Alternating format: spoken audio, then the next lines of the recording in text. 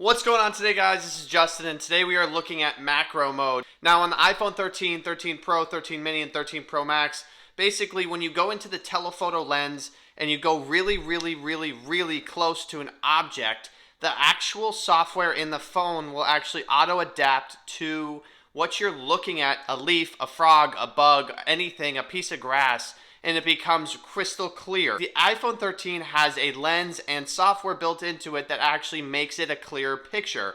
So when you guys are looking at the iPhone 13 Pro's screen, while you really get close to one of these objects, the actual software in the phone adapts and makes the photo clear. Now, the reason why I wanted to make a video, the biggest point is that it's actually kind of an interesting thing to think about. All right, guys, so in order to give you guys the best information possible, I actually did a retest on the iPhone 12 Pro after downloading iOS 15.4.1, and what I actually found is this software update has fixed the iPhone 12 Pro's issue with actually not being able to do macro mode.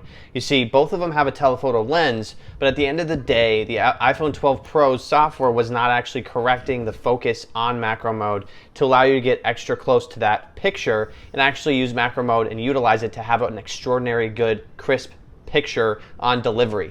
I cannot actually confirm this on the iPhone 11 or the iPhone 10 or anything below that, but for the iPhone 12 Pro, if you are someone who is interested in getting macro mode and using that, it is going to be of your best interest to get the newest iOS. I will put some photos on the screen for you guys to understand what I'm talking about. The 13 Pro is just magnificent. I've really played around with this macro mode to the point where I'm blue in the face trying to figure out the difference between the 12 Pro and 13 Pro. But when you think about it, when it comes down to it, the fact is that the 13 Pro just has software built into the actual phone to allow it to be a crystal clear image. Otherwise, this wouldn't work. Now, the coolest part is that this actually does it without you even trying, which is also frustrating because if you're somebody like me who likes to control the device, this is difficult. Because while you're actually zooming into this object on the leaf or the frog, what happens is the phone automatically does this.